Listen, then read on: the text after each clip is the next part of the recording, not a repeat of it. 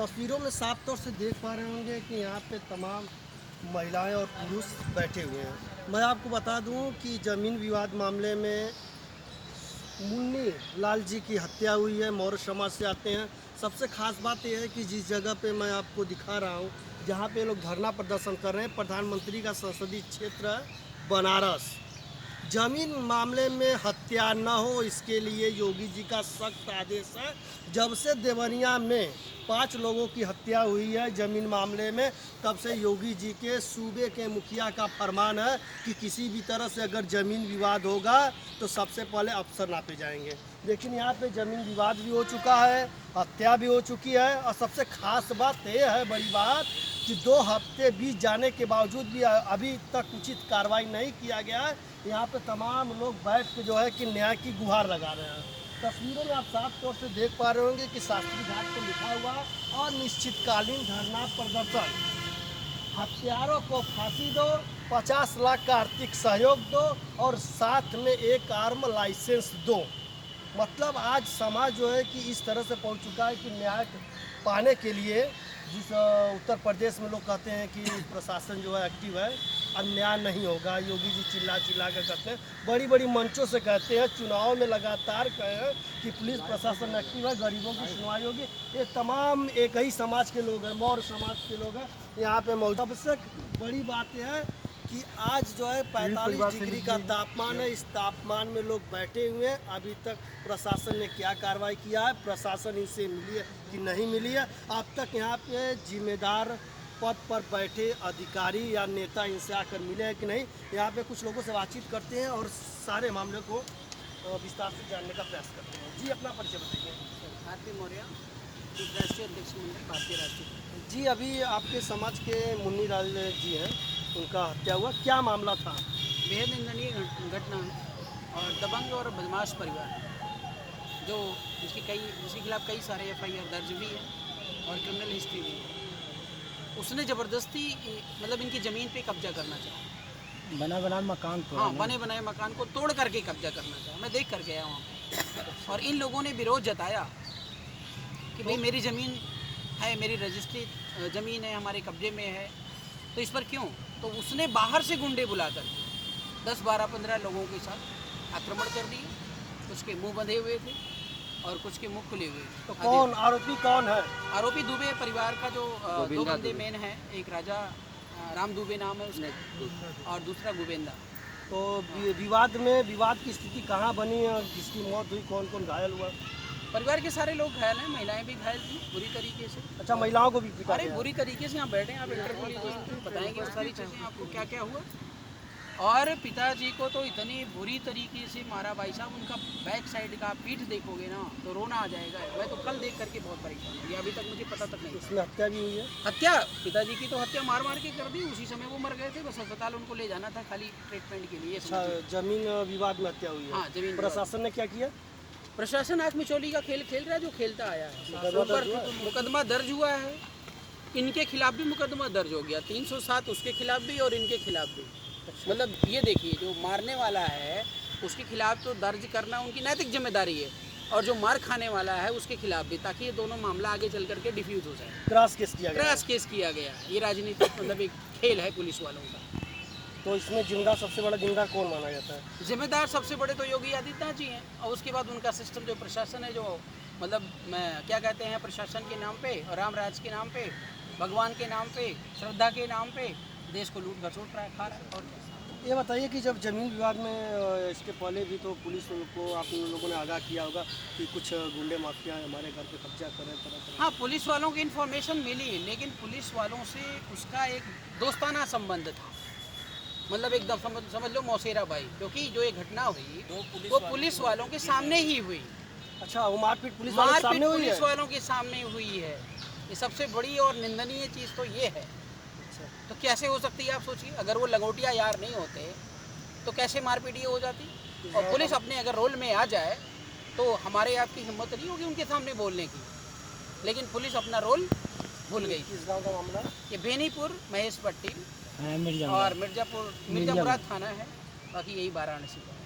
जी, बताइए क्या आज इतनी बड़ी घटना हो गई है और लोग यहाँ पे सैकड़ों की संख्या में तो यहाँ पे न्याय के लिए बैठे हुए हैं। क्या उम्मीद जगी, कहाँ तक पहुँचे प्रशासन, क्या कार्रवाई करने आई और किसकी जिम्मेदार पद पे बैठे, कौन से नेता के पास, विधायक मंत्री के पास आपकी आवाज़ पहुँची या किस अधिकारी के पास आपकी आवाज़ पहुँची है? अभी तक सारे लोग सो रहे हैं, न यहाँ के कमिश्नर के पास कोई आवाज़ गई, न डीएम साहब के पास कोई आवाज़ गई, न यहाँ प्रशासनिक महोदय के पास कोई आवाज़ गई। यहाँ के कमिश्नर साहब बहरे हो चुके हैं, मीडिया वाले आवत हैं, और डीएम साहब गूंगे हो चुके हैं, यही है और यहाँ का प्रशासन अंधा हो चुका है। अनिल मौर्य आए हैं। फिर भी हम अपने धरने को रोकेंगे नहीं। हम अपनी सरकार से, वर्तमान सरकार बाबा योगी जी से आग्रह करेंगे कि आपने जो कहा है उसे पूरा करिए। आपके कहने के अनुसार ही हम चल रहे हैं और हमारे शोकाकुल परिवार को एक जो उनका मांग है उन मांगों को पूरा करें और आगे आने वाले भविष्य में ऐसी कोई अप्रिय घटना न होने पाए। ऐसे दबंगों को ऐसी सज़ा दें ताकि उनको याद रहे कोई जुर्म करने से पहले कि हम ऐसा करेंगे तो मेरे साथ ऐसा हो जाएगा, या यहाँ की प्रशासन या यहाँ का सरकार हमारे साथ ऐसा करेगी। एक भय पैदा हो ताकि कोई ऐसा फिर दुस्साहस न करने पाए। केशव देव मौर्य, डिप्टी सीएम केशव प्रसाद मौर्य, स्वामी प्रसाद मौर्य आपके समाज से आते हैं, उन लोगों की आंखें खुली हैं, आपने वहाँ तक अपनी आवाज़ को नहीं पहुँची। ये सारे बड़े नेता केशव मौर्य, केशव देव मौर्य, स्वामी प्रसाद मौर्य, ये अपने आंख में मिर्ची डाल के बैठे हुए हैं। इनको अभी तक इनका आंख खुला नहीं है और इनके कान में जूं चला गया है, इसलिए सुनाई भी नहीं दे रहा। उनके समाज के लोग, यहाँ माँ बहनें बेटियां यहाँ बैठी हुई हैं, इस तपती हुई धूप में उनको दिख नहीं रहा है।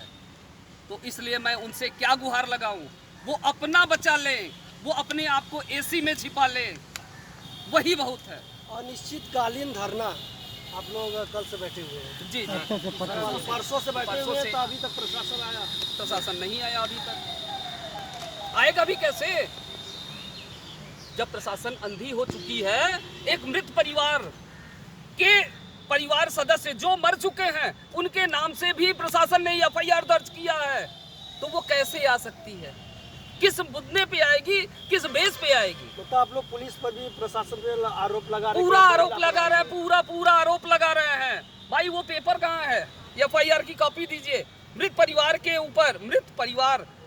ऊपर जो उन्होंने मुकदमा किया, चलो वो ठीक है, मान लिया कि आपने मुकदमा किया, मारपीट दोनों पक्षों से हुई, लेकिन जो उस नाम में जो मृत है, पहले से मृत है, 2, 4, 5 साल पहले भी है, उनको जो था भी नहीं, वो परदेश है, उसके बाद भी उसके नाम से आपने मुकदमा दर्ज किया है। क्या आपने वहाँ पैमाइश किया, वहाँ पे देखा? कुछ नहीं। आप वहाँ गए, जानकारी लिए, गांव समाज से पूछे या उस आदमी से मुलाकात की?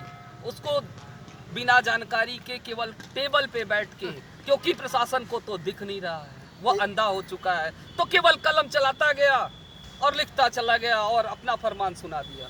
जिस तरह से यहाँ पे पीड़ित आरोप लगा रहे हैं कि जो नहीं है उन पर भी मुकदमा दर्ज किया गया। पुलिस की बहुत बड़ी लापरवाही है, उस लापरवाही से अंजाम बहुत भयानक हो सकते हैं।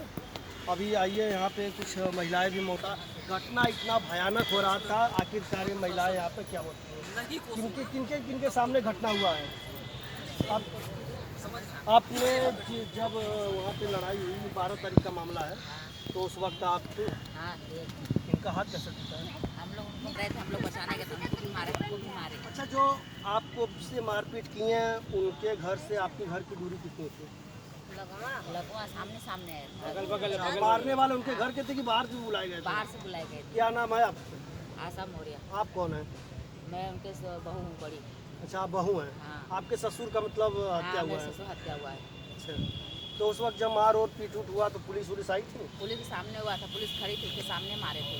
अच्छा, मतलब जब पुलिस मौजूद थी उस समय मारपीट हुई, उसी हाँ, समय इनकी हत्या हो गई? हाँ, उसी समय हत्या हुआ, पुलिस के सामने मारे हुए।